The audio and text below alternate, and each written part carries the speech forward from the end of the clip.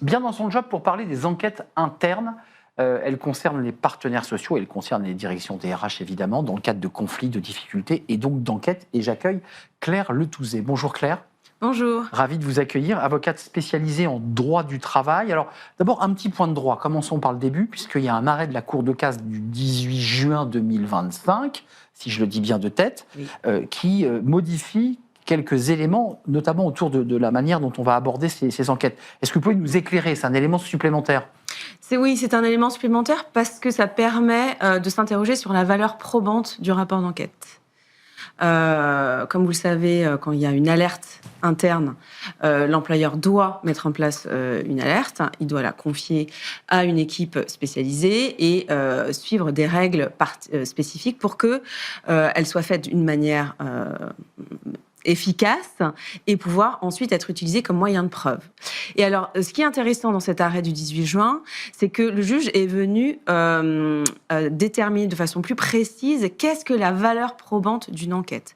Et donc, la Cour de casse vient nous dire que, en fait, c'est au juge du fond, donc les juges d'appel, de considérer est-ce que ce rapport, il est suffisamment bien fait pour qu'il soit retenu comme un moyen de preuve. Moi, je lis évolution vers des pratiques, et là, on va rentrer dans le vif du sujet, plus rigoureuses et respectueuses. Oui. Pour le dire simplement, lorsqu'il y a des enquêtes, elles peuvent être confiées aux partenaires sociaux qui, de leur côté, vont mener leur enquête, ou alors ils décident de le confier à une équipe externe qui va mener l'enquête. On est bien d'accord avec cette base et ce principe? Oui, l'employeur a le choix soit de mener, lui, l'enquête avec son équipe RH, soit de demander à notamment un avocat enquêteur externe ou un consultant de mener l'enquête, notamment qu'il y a des conflits d'intérêts, ce qui était le cas notamment ici dans notre affaire. C'était un des éléments soulevés par le salarié qui a été licencié, c'est de dire qu'il y avait un conflit d'intérêts avec le CHSCT à l'époque qui avait mené l'enquête et qui était contre lui. Et donc, il mettait en cause la déontologie des enquêteurs. Donc, on parlait encore du CHSCT, qui Oui. aujourd'hui est le CSCT, enfin SSCT, qui a été réformé, mais en tout cas, c'était donc les partenaires sociaux qui étaient pointés du doigt et visés sur leur manque de rigueur ou leur partialité. C'est bien ça dont il est question. Les deux, partialité et manque de rigueur dans la façon dont l'enquête a été menée, puisque l'enquête n'a pas suivi les grands principes, notamment dans la façon dont le rapport a été rédigé. Alors, ma question, évidemment, va dans votre sens. Vous préconisez auprès des équipes RH, lorsqu'il y a un conflit, une suspicion de harcèlement sexuel, de harcèlement moral, c'est dans ce cas-là, vous dites au DRH, prenez plutôt un cabinet extérieur que de vous appuyer sur les partenaires sociaux ou les CSSCT? Oui, puisque le cabinet extérieur a déjà une déontologie que n'a pas forcément les partenaires sociaux. La confidentialité et également une technicité, parce que c'est quand même très technique de faire une enquête interne. Et il faut être aguerri, il faut savoir poser les bonnes questions, respecter les droits de la défense et rédiger le rapport d'une telle façon qu'il sera inattaquable, justement, en cas de contentieux.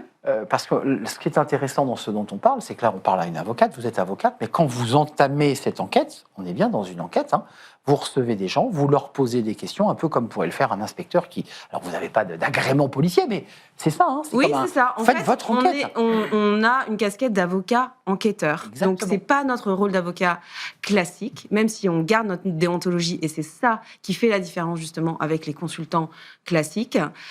Et ça nous permet, justement, d'avoir, avec notre indépendance, notre recul, notre technicité, de pouvoir conduire une enquête et de pouvoir ensuite analyser, qualifier les faits, potentiellement, ce que ne fera pas un tiers. Claire, un éclairage, il peut y avoir un travail d'enquête mené par un avocat enquêteur, donc piloté et mandaté par la direction. Est-ce qu'il peut y avoir une contre-expertise menée par le CSSCT ? Oui, ça arrive parfois que les partenaires sociaux demandent une contre-enquête. C'est assez rare, mais ça peut arriver et on peut malheureusement avoir des conclusions différentes en fonction justement de l'impartialité des enquêteurs. Exactement, et ça veut dire que le rapport d'enquête que vous allez remettre à la direction, à l'issue donc du travail d'enquête, d'audition des parties et des témoins, il y a parfois des témoins, va servir à quoi ? À engager une procédure de licenciement, à réintégrer le collaborateur ? C'est quoi la finalité de l'enquête ? Alors, la finalité de l'enquête, c'est de faire la lumière sur les faits. pour pouvoir permettre ensuite à l'employeur de prendre des décisions. Mais le rôle de l'avocat enquêteur s'arrête à la réunion des faits et éventuellement à la qualification de celle-ci. Mais ensuite, l'employeur va se servir de ce rapport pour prendre des décisions, éventuellement des mesures de prévention, voire de remédiation, pour que le harcèlement, s'il y en a un, cesse. Juste un mot important, ce rapport d'enquête que vous allez écrire, est-ce qu'il a une présentation orale devant les parties prenantes concernées directement par le dossier? On voit bien de quoi je dis, des questions de cas de harcèlement, d'un manager qui harcèle. Est-ce que les personnes vous leur présentez à l'oral? Alors, on peut le faire. Notre mandant, c'est l'employeur. Si l'employeur souhaite notamment qu'on vienne en CSE présenter les conclusions de l'enquête, on le fait.